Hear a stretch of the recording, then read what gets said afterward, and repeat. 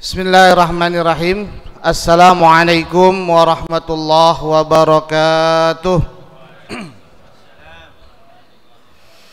Innal hamdalillah nahmaduhu wa nasta'inuhu wa nastaghfiruh wa na'udzu billahi min shururi anfusina wa min sayyiati a'malina. May yahdihillahu fala mudhillalah wa may yudlilhu fala hadiyalah. Asyhadu an la ilaha illallah wahdahu la syarikalah wa ashhadu anna sayyidana wa nabiyyana Muhammadan abduhu wa rasuluhu allazi la nabiyya ba'dah. Allahumma salli wa sallim wa barik ala hadzal nabiyil karim sayyidina wa habibina wa syafi'ina wa maulana Muhammadin wa ala alihi wa sahbihi ajmain. Amma ba'du. Jamaah yang dimuliakan Allah Subhanahu wa taala, pertama dan yang utama, marilah sama-sama kita memanjatkan rasa syukur kita kehadirat Allah Subhanahu wa taala, yang mana pada siang hari ini kita masih diberikan berbagai macam kenikmatan, di antaranya nikmat iman, nikmat Islam, sehat walafiat, panjang umur. Dengan nikmat-nikmat tersebut kita dapat berkumpul di tempat yang mulia ini, duduk bersimpuh dalam rangka melaksanakan salah satu kewajiban kita, yakni sholat Jumat secara berjamaah. Mudah-mudahan ibadah-ibadah yang kita lakukan pada siang hari ini, doa-doa yang kita panjatkan pada siang hari ini, semuanya diterima dan dikabulkan oleh Allah Subhanahu wa taala. Amin ya rabbal alamin. Tak lupa salawat beriring salam semoga selalu dan tetap tercurahkan kepada junjungan kita, manusia yang paling mulia, paduka yang mulia, baginda Nabi besar Muhammad sallallahu alaihi wasallam. Dan mudah-mudahan salawat dan salam juga tercurahkan untuk keluarga beliau, sahabat-sahabat beliau, tabi'in, tabi'ut tabi'in, dan kita umatnya berharap dan berdoa semoga kelak kita mendapatkan syafaat dari baginda Nabi besar Muhammad sallallahu alaihi wasallam. Amin ya rabbal alamin. Jamaah sekalian, sebelum khatib naik mimbar, ada beberapa maklumat dari DKM Al-Haqqun Mubin Pegangsaan. Dalam hal ini, Jumat tanggal 12 September 2025 bertepatan dengan tanggal 19 Rabiul Awal 1447 Hijriah. Adapun waktu Jumat pada siang hari ini jatuh pada pukul 11 lebih 55 menit. Yang pertama, infak Jumat yang lalu pada tanggal 29 Agustus 2025, alhamdulillah terkumpul dana sebesar 9.605.500 rupiah. Kami ulangi, 9.605.500 rupiah. Kami ucapkan jazakumullah khairan katsira kepada para jamaah yang telah menyisihkan sebagian daripada rezekinya. Mudah-mudahan Allah akan menggantinya dengan yang lebih baik lagi. Amin ya rabbal alamin.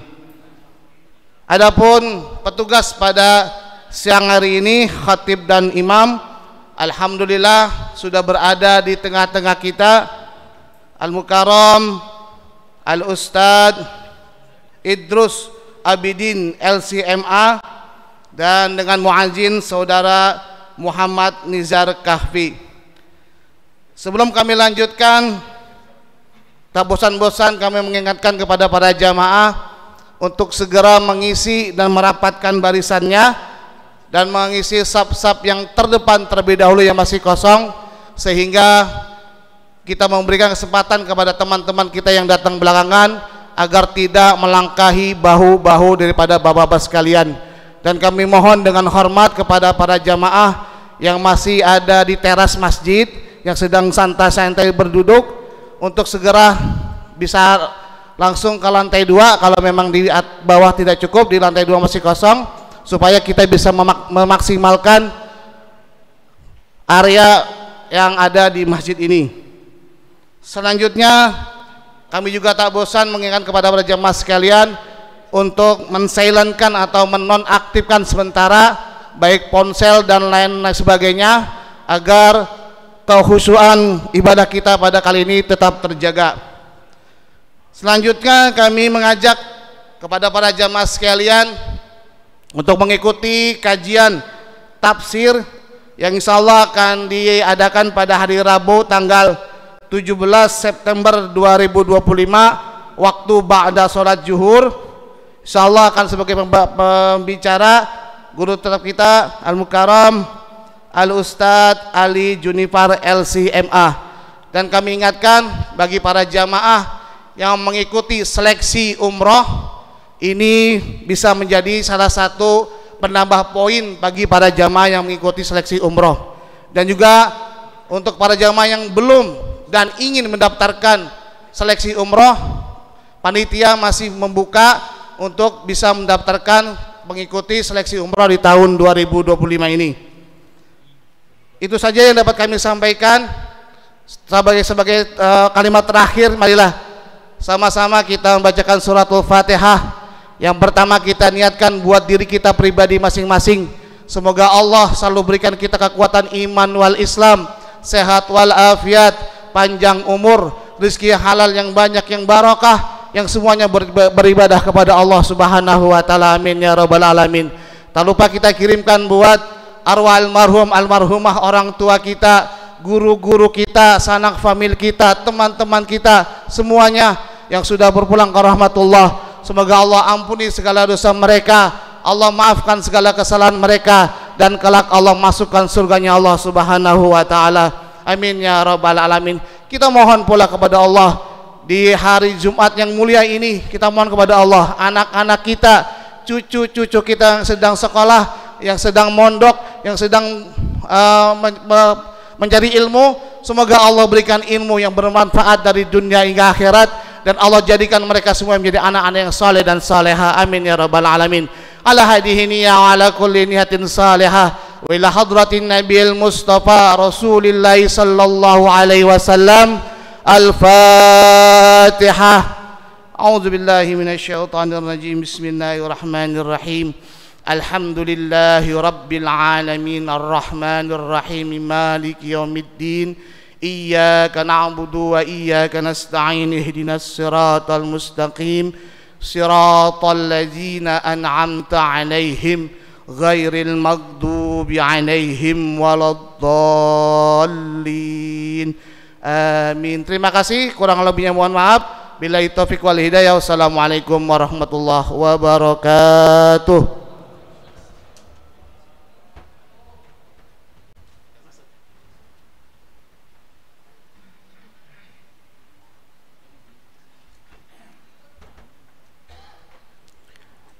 Assalamualaikum warahmatullahi wabarakatuh.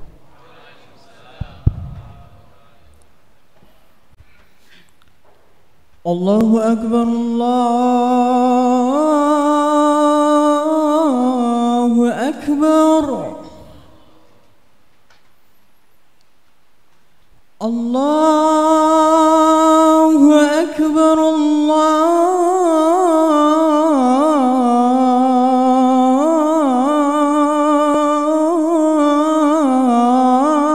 Allahu Akbar. Ashhadu an la ilaha illallah.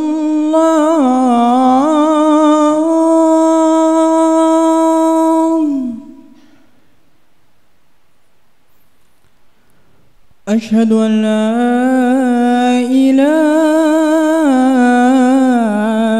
illallah.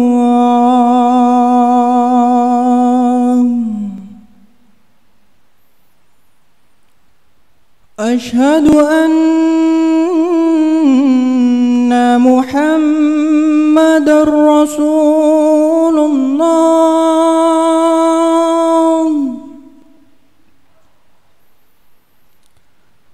Ashhadu anna Muhammadar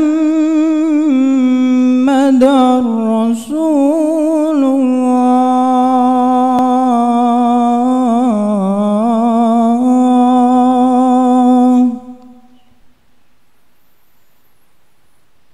Hayya 'alas salat.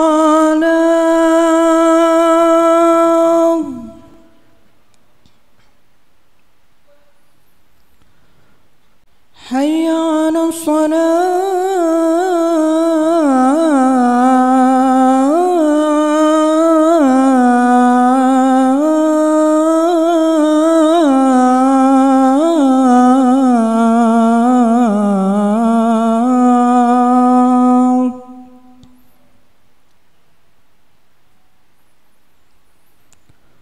حي على الفلاح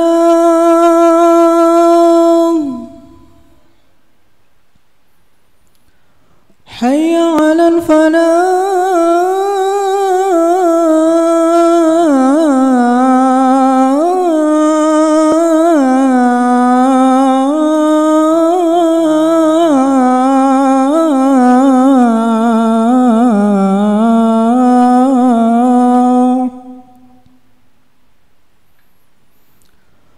الله أكبر الله أكبر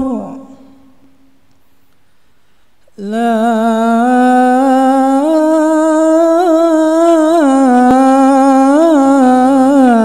إله إلا الله.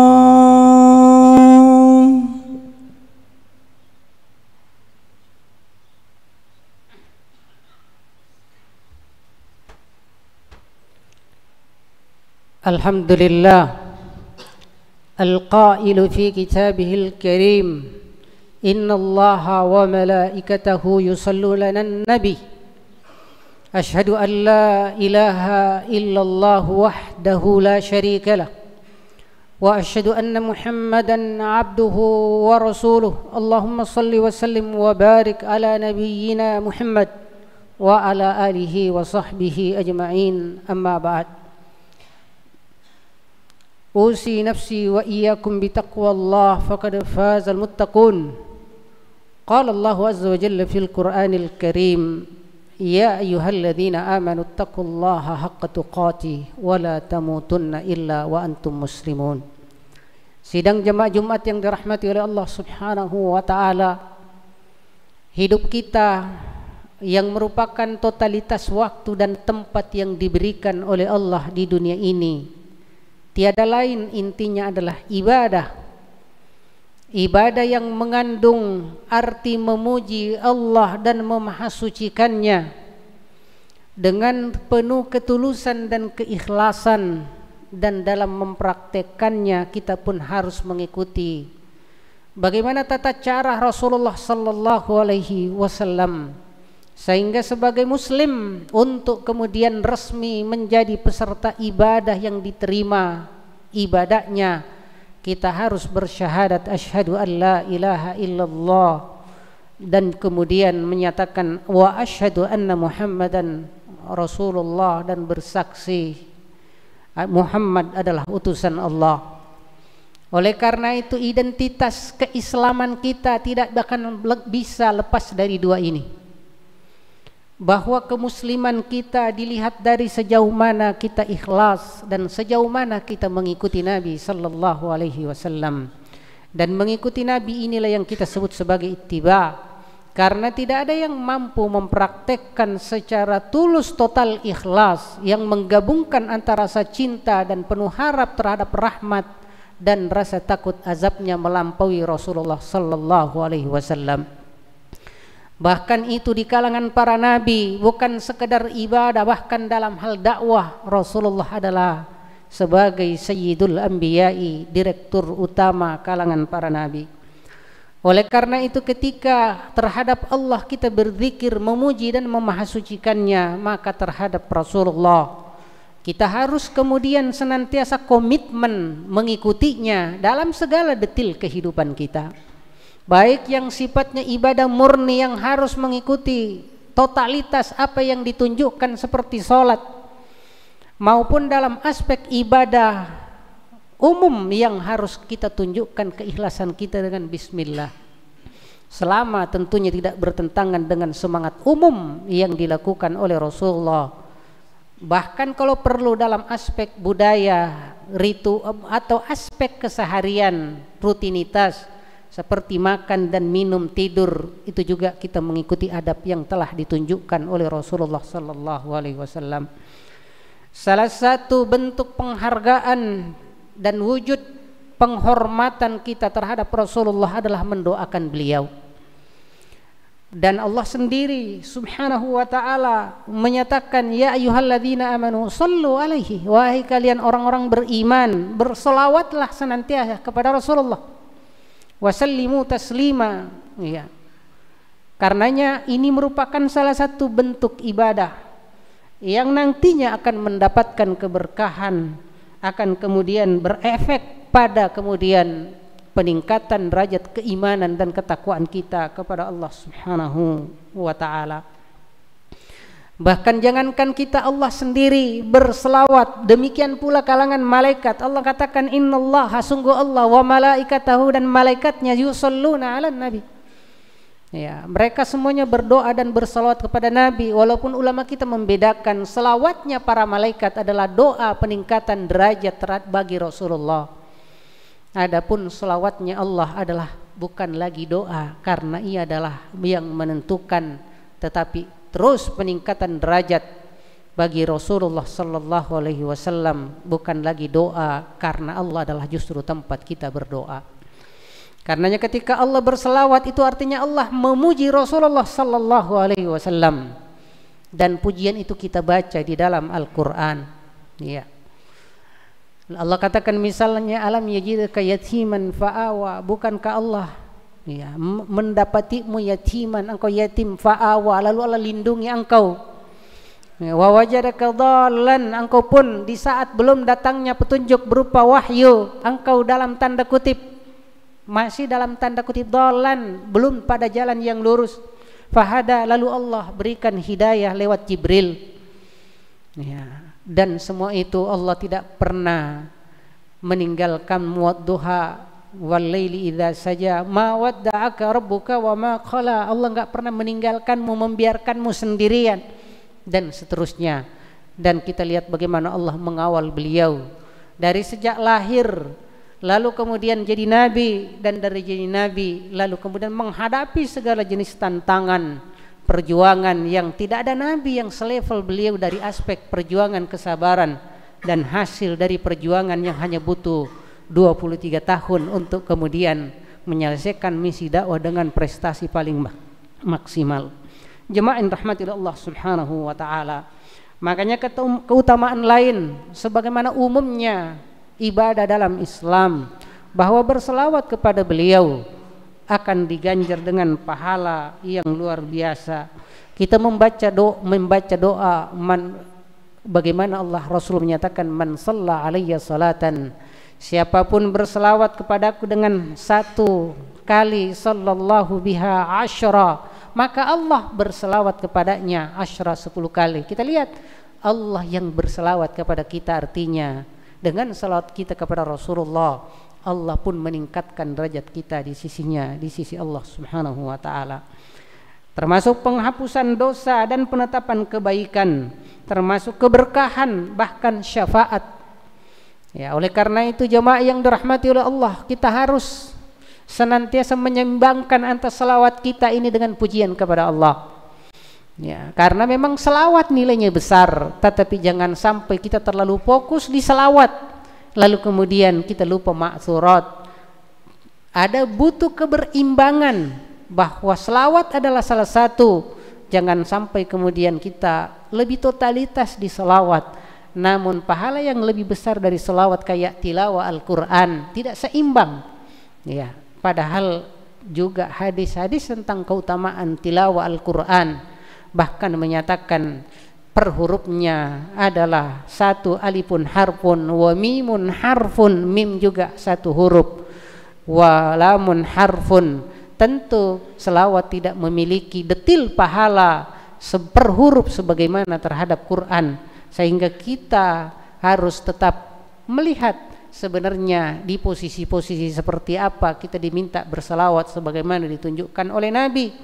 Jangan sampai seperti kita lihat terkadang di masyarakat kita amalia selawat di pagi hari habis sholat, justru terlalu banyak selawatnya lalu lupa ma'thurat yang diajarkan oleh Rasulullah di Riyadus Salihin, asbahna wa asbahal mulku lillah. Hal-hal kayak begitu harus diseimbangkan, karena di dalam tarekat kadang selawatnya terlalu maksimal bahkan, lalu kemudian aspek doa-doa untuk terkait ma'thurat pagi petang kadang porsinya kalah oleh selawat dan tilawah Al-Quran gitu kan ya, sehingga butuh penyeimbangan juga dalam aspek yang seperti ini. Jemaah rahmati Allah subhanahu wa ta'ala. Lalu kemudian ia menjadi bentuk zikir yang mengingatkan kita akan kerinduan terhadap Rasulullah, karena dalam kehidupan seorang muslim yang namanya yang muslim yang unggul, manakala Allah dan Rasulnya jauh lebih kita cintai dibanding diri kita, dibanding orang tua kita, bahkan dibanding siapapun. Kita selalu mendengar hadis ayyakunallahu wa rasuluhu, sungguh Allah dan Rasulnya ahabba ilaihi, yang jauh lebih dia cintai mimma siwahuma, dibanding dirinya sendiri. Artinya apa? Tidak ada egoisme di diri kita ini kalau sudah terkait perintah Allah, perintah Rasulullah, larangan Allah, larangan Rasulullah. Makanya kemudian kemampuan kita untuk mengikuti Nabi, bahkan menyelisih hawa nafsu, mencintai apa yang dicintainya, membenci apa yang dibencinya. Kata Rasulullah, la yu'minu ahadukum, tidak sempurna iman kalian hatta sampai yakunu hawahu, hawa nafsunya taba'an lima ji'tu bihi, mengikuti ajaran yang aku bawa ini. Karenanya jemaah yang dirahmati oleh Allah subhanahu wa ta'ala, kita ketika berbicara dengan ittiba, kemampuan mengikuti Nabi, maka di sini kita akan lihat sepanjang 14 abad yang lalu, setelah Islam diajarkan oleh Rasulullah, lalu kemudian diikuti oleh sahabat-sahabat sesuai metodologi yang mereka pahami dari Rasulullah. Lalu kemudian kita lihat di era tabi'in, masih kita jumpai betapa praktek keislaman orisinilitasnya terjamin. Namun setelah era tabi'in, di saat kaum muslimin kemudian mendapatkan kemenangan terhadap Persia dan Romawi, sehingga mau atau tidak interaksi intelektual dalam bentuk dakwah dipastikan akan bertemu dengan kelompok-kelompok filosof yang ada di luar Islam. Disinilah kemudian terjadi dialog intelektual yang mana mereka mengandalkan filsafat rasional yang berkembang di wilayahnya. Lalu kemudian kaum muslimin terlibat dialog, sehingga dalam interaksi dialog rasionalitas dan wahyu di dalam Islam, antara mereka yang terlibat saling mempengaruhi, sehingga intelektual kita sebagian, terutama kalangan Mu'tazilah, terpengaruh dengan pandangan-pandangan Mu'tazilah, pandangan luar filsafat. Ketika menghadapi mereka bisa menang karena prinsip yang utama rasionalitas yang mereka dapatkan dari Al-Quran dan Sunnah sungguh itu lurus. Nah, namun seiring dengan debat dengan format filsafat luar, sedikit demi sedikit terpengaruh. Akhirnya secara umum pandangan Mu'tazilah masih tepat, tetapi ketika masuk ke detil-detilnya, disinilah kemudian terpengaruh dengan filsafat luar, lalu melihat Quran dan Sunnah dari sisi akidah, ya, dari sisi filsafat bukan lagi yang murni Islami, tetapi terpengaruh oleh rasionalitas yang materialis, bukan lagi rasionalitas wahyu yang jernih di dalam Al-Quran. Ketika keluar berdakwah menang, namun ketika kemudian berhadapan dengan ulama muslim dari kalangan teolog misalnya Asy'ariyah, ya, termasuk utamanya dari Athariyah, mereka mulai berbeda prinsip. Lalu muncullah yang namanya prinsip-prinsip filsafat, prinsip-prinsip kemudian teologis yang dianggap rasional, lalu kemudian tidak semurni yang ada di Al-Quran.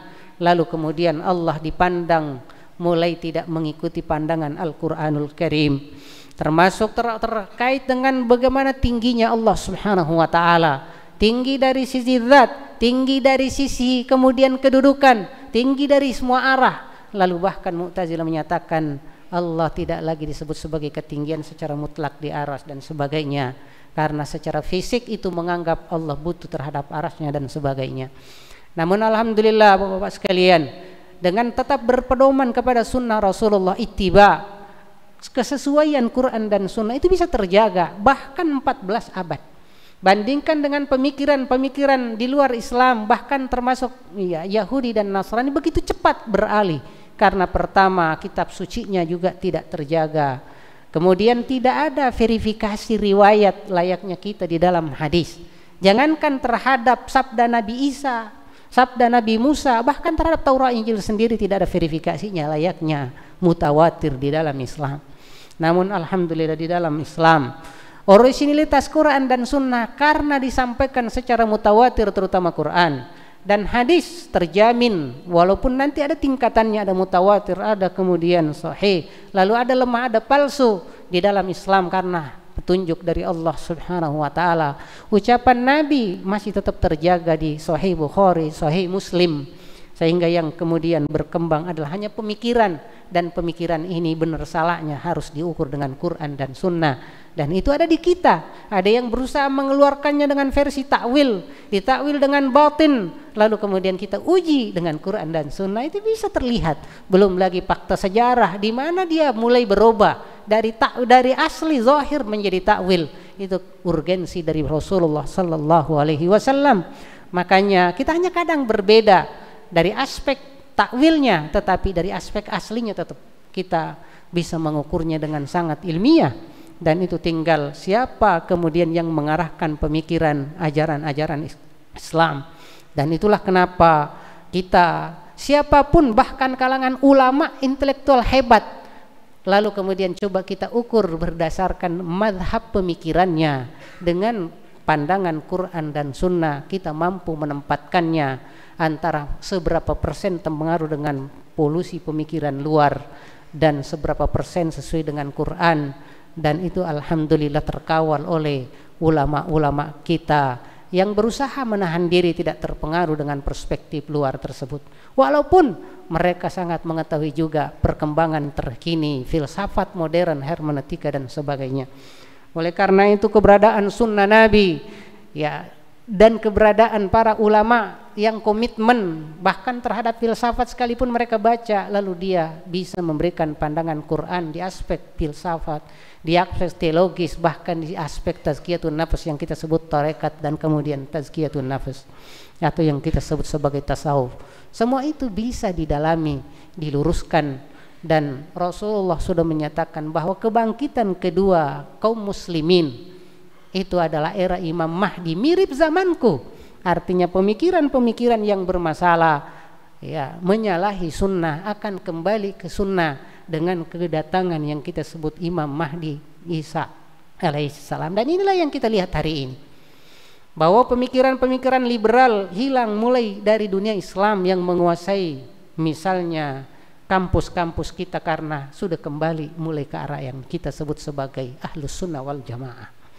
Ya karena apa? Itu menyongsong datangnya Imam Mahdi.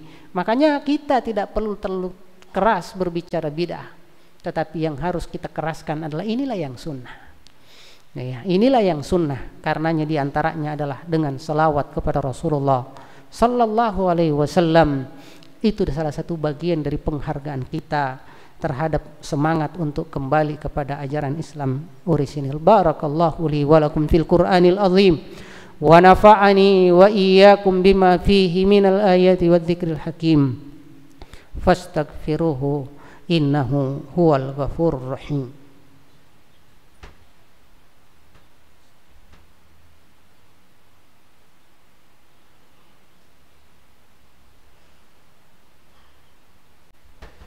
Alhamdulillahi rabbil alamin wal aqibatu lil muttaqin. Qala Allah ta'ala fi kitabil karim, innallaha wa malaikatahu yusalluna 'alan nabi ya ayyuhalladzina amanu sallu 'alaihi wa sallimu taslima. Allahumma ighfir lil muslimina wal muslimat wal mu'minina wal mu'minat al ahya'i minhum wal amwat innaka sami'un qaribun mujibud da'wat wa ya qadiyal hajat. Allahumma salli wa sallim wa barik ala nabiyyina Muhammad wa ala alihi wa sahbihi ajma'in kama sallaita ala nabiyyina Ibrahim wa fil alamin innaka Hamidum Majid. Allahumma rabbana atina fid dunya hasanah wa fil akhirati hasanah wa qina adzabannar. Ibadallah, innallaha ya'murukum bil adli wal ihsan wa ita'i dzil qurba wa yanha 'anil fahsya'i wal munkar wa la dzikrullahi akbar wa aqimissalah.